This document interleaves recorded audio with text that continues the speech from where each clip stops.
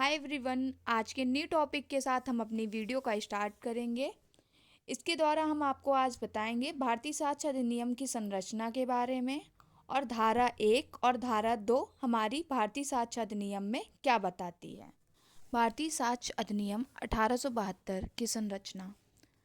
इसमें कुल भाग 3 है और इसमें टोटल धाराएं आपकी 167 हैं और कुल अध्याय 11 हैं।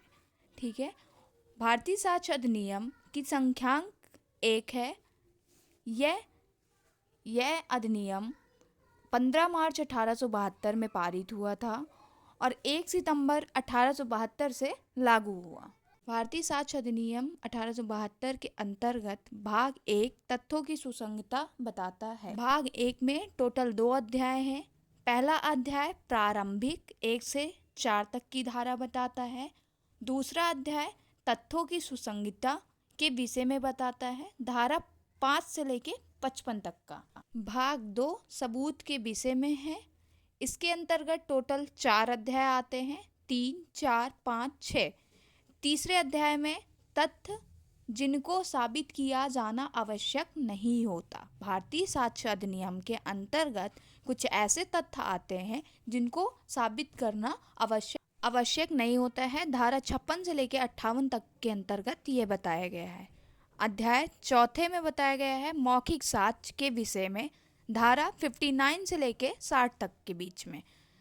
अध्याय 5 में बताया गया है दस्तावेजी साक्ष्य के विषय में। इसके अंतर्गत कुल 61 धारा से लेकर 90 धारा तक विस्तार किया गया है। अध्याय 6 के अंतर्गत बताया गया है दस्तावेजी साक्ष्य द्वारा मौखिक साक्ष्य के अपवर्जन के विषय में। इसके अंतर्गत टोटल 91 धारा से लेकर 100 धारा तक आती है। भाग 3 साक्ष्य का पेश किया जाना और प्रमाण। इसके अंतर्गत कुल 5 अध्याय आते हैं, 7, 8, 9, 10, 11। 7 अध्याय के अंतर्गत सबूत के भार के विषय में होता है। कुल धारा इसके अंतर्गत 101 से लेके 114 तक का विस्तार है। अध्याय 8 में विबंधन के विषय में 115 धारा से लेके 117 धारा तक बताया गया है। अध्याय 9 में साक्ष्यों के विषय में धारा 118 से लेके 134 तक बताया गया है। अध्याय 10 में साक्ष्यों की परीक्षा के विषय में बताया गया है। इसके अंदर कुल 135 धारा से लेके 166 धारा तक आता है।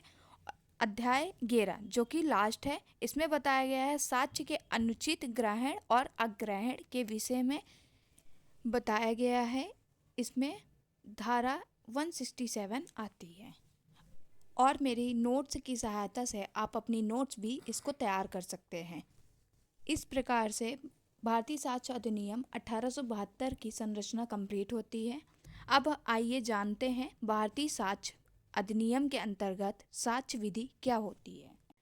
साक्ष्य विधि किसी तथ्य को साबित करने गवाहों के परीक्षण से संबंधित नियम, कौन से तथ्य साबित किए जाएंगे, इससे संबंधित नियम का प्रतिपादन साक्ष्य विधि में किया गया है।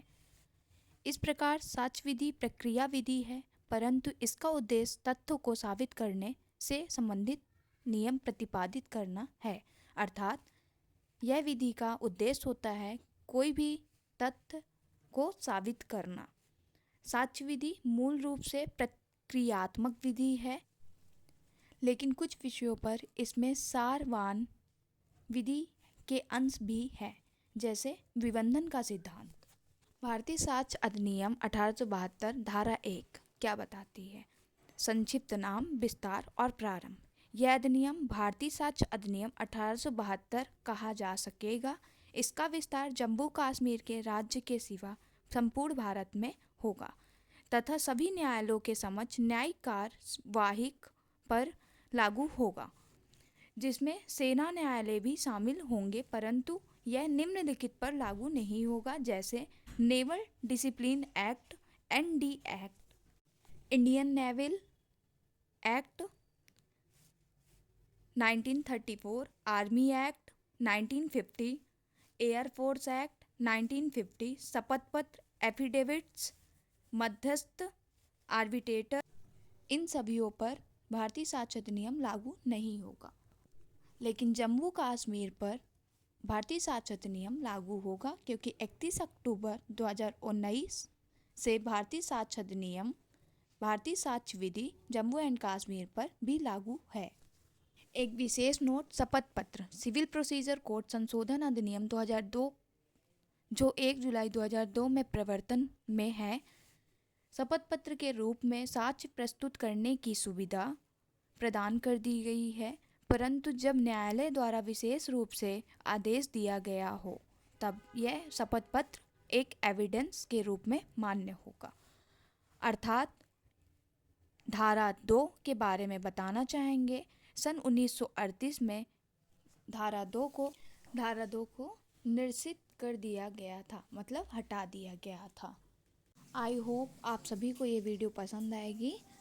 अगर आपको वीडियो पसंद आती है तो मेरी वीडियो को लाइक करें, ज़्यादा से ज़्यादा शेयर करें और मेरे चैनल को सब्सक्राइब करें। Thank you so much. Next video में हम कोशिश करेंगे कि इसके आगे के पार्ट, आगे की धारा डिस्कस करें। इस प्रकार से यह भारतीय साक्ष्य अधिनियम की एक छोटी सी इन्फॉर्मेशन थी।